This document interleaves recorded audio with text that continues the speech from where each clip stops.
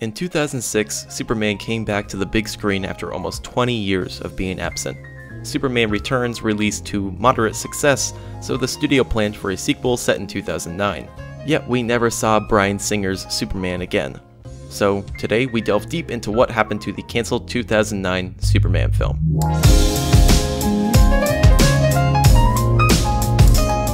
So it's safe to say that Superman Returns may not have been everybody's favorite Superman film, but it's the main reason why Man of Steel became what it is today. In fact, the cancelled Superman Returns sequel was titled Man of Steel. Just like Superman Returns, Bryan Singer was meant to direct this one. Of course, he's known for directing most of the X-Men movies, for better or for worse. Turns out there's actually a leaked synopsis of the Superman Returns sequel. Unfortunately, there's no script, so it's hard to go into detail, but we'll work with what we got. Before we hear about this movie's crazy story, we need to understand the reasons why the sequel was cancelled in the first place. Why Bryan Singer believes it failed. When Bryan Singer talked about Superman Returns, he genuinely sounds regretful with how it turned out. No wonder he wanted to just reboot the thing after Superman Returns' reception. But one thing keeps on coming up when people talk about the sequel. It's this comment from Bryan Singer. When interviewed by Empire in 2011 about Superman Returns' failure, he had this to say. It was a movie made for a certain kind of audience, perhaps more of a female audience. It wasn't what it needed to be, I guess. Bryan Singer has said multiple times that he wanted Superman Returns to bring in a female audience that other comic book movies never brought in at the time, which is an odd reason to blame the movie's failure for. Maybe his reason was the big part as to why we never got a female-led superhero film until Wonder Woman. After this, Bryan Singer went on to state the other problems he saw with Superman Returns. I think I could lop the first quarter off and start the movie a bit more aggressively, and maybe find a way to start the movie with the jet disaster sequence or something. I could have grabbed the audience a little more quickly. I don't know what would have helped. Probably nothing. The box office failure. Superman Returns ended up making over $391 million in the end, which doesn't sound bad, but you need to keep in mind the budget of the film. The movie's estimated budget ended up around $270 million, and the difference between that number and the final box office number of $391 million wasn't great enough to warrant a sequel. If you think that maybe sounds a little ridiculous, then you're not alone. After being asked about this exact thing, Bryan Singer went on to state his opinion rather straightforward. Superman Returns made $400 million. I don't know what constitutes underperforming these days. Bryan Singer didn't seem to agree with executives on this one, and his disagreements eventually led to the final big reason why the sequel never happened. Bryan Singer's disinterest. Filming for the Superman Returns sequel was supposed to start in 2007 for a 2009 release, but Bryan Singer halted all development so he could direct Valkyrie with Tom Cruise. This certainly put a worry on Warner Brothers and the 2009 release date. It was practically guaranteed to be delayed, but it was still possible for the original release date. After this, the two writers for Superman Returns, Michael Dougherty and Dan Harris, decided to leave the project. With no writers, the Writers Guild of America strike could not have come at a worse time. This pushed the release date to 2010. Things were looking bleak for the Superman Returns sequel, and it was only going to get worse. Brandon Routh's contract for playing Superman was set to expire in 2009, and if they didn't get filming started soon, they would lose their main star. After all of this drama and confusion, Warner Brothers decided they wanted to reboot Superman for a new cinematic universe. How pissed do you think Superman is? A lot. Yeah. He is a lot pissed. After this, Bryan Singer decided he was done with Superman. He was offered to direct the new Man of Steel film, but declined in favor of directing Jack the Giant Slayer. Remember when that came out? Yeah, I don't either.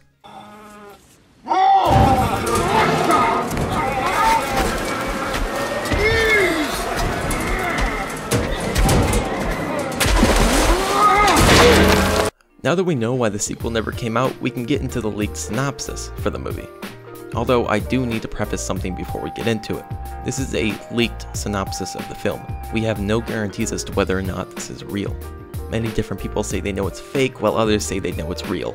It's impossible to tell unless someone official like Bryan Singer comes out and either confirms it or denies it.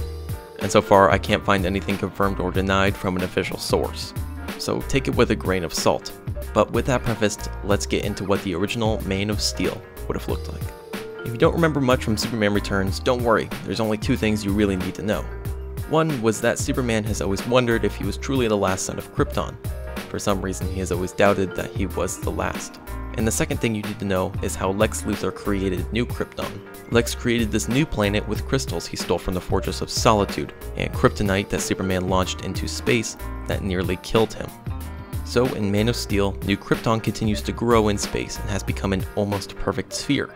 It's now almost the size of a small moon. Man of Steel begins just a few years after the events of Superman Returns. Superman is doing what he does best, while Lois Lane is raising their child, Jason. The world is getting used to having Superman back in play. But out in space, New Krypton has brought some unexpected attention from a galaxy far, far away. And no, it's not the classic Star Wars characters, Luke, Leia, Jango Fett's Umbrella, faceless C-3PO, headless R2-D2, or even crispy Anakin. Oh, I hate you. After seeing New Krypton, a massive spaceship arrives in Earth's orbit. Superman flies to meet the new spaceship, and we are introduced to our out-of-this-world visitor. Superman quickly finds out that our visitor is also a Kryptonian survivor who has been traveling the known galaxies and was able to detect Kryptonian technology thanks to New Krypton. Now, Superman has finally found a Kryptonian buddy and starts showing him around the planet. A planet full of problems, diseases, famine, crime, and nations at war with each other. Our new Kryptonian friend asks Superman why. With all of this power, is he not changing the world for the better? Why is he not getting rid of famine, disease, and war? Of course, fans know that Superman has always been told not to interfere with Earth's development. Superman explains that he's not allowed to interfere, but his new Kryptonian buddy tells him that their powers are required to interfere. Superman disagrees. Our new crypto buddy decides to take charge and starts interfering from day one. One of the first things that he does is get involved in a political mess that is heating up between two third world nations. War breaks out between these two nations, but before any real battle breaks out, our crypto buddy interferes and lays waste to these two armies. He declares to the world that he will not allow any more wars and or destruction of the planet. He is declaring a war-free planet, and for those who disagree, he will have to deal with them himself. The major nations of the planet applaud his actions and all agree to an immediate worldwide peace. In return, he promises to share technology, fight hunger, famine, and disease. The population of the world rejoices, and any small pockets of resistance is quickly squashed by our new Kryptonian buddy and even the world governments. Superman starts getting a bit suspicious of our new crypto buddy and decides to go talk to him. He goes to his spaceship and has a revelation. This massive ship is full of hundreds, if not thousands, of identical bodies aboard.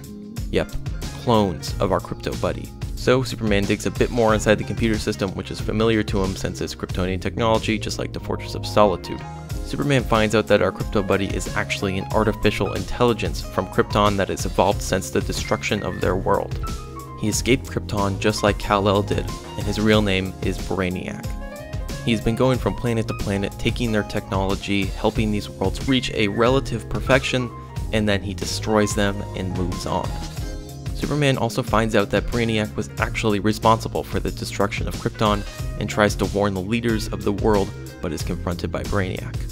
A massive battle ensues and Superman is about to defeat Brainiac, but Brainiac downloads his conscience into another one of his clones. Superman realizes that he must destroy this massive ship along with all of the clones aboard.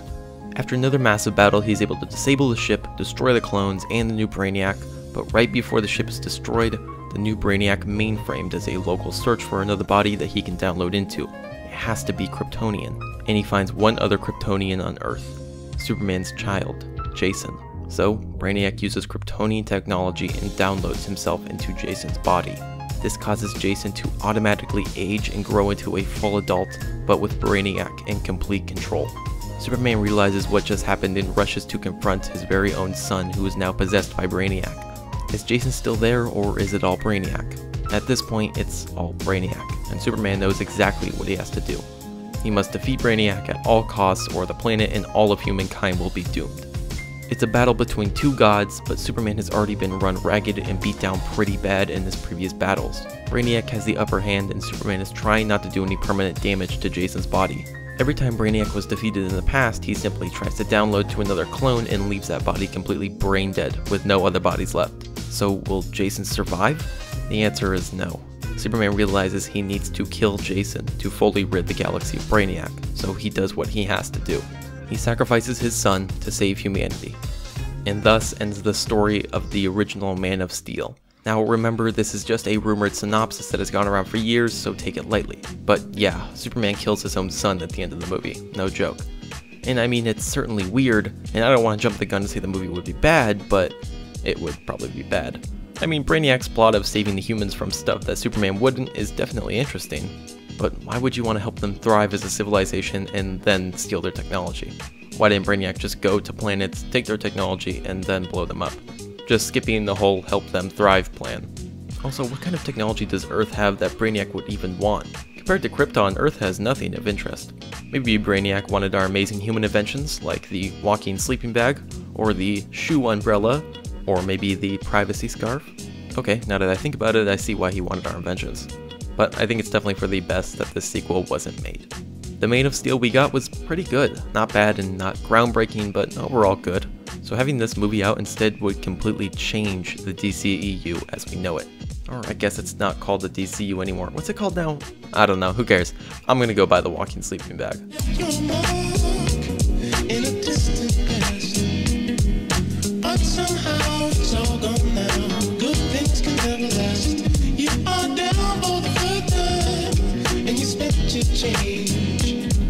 Memories of the prime make life seem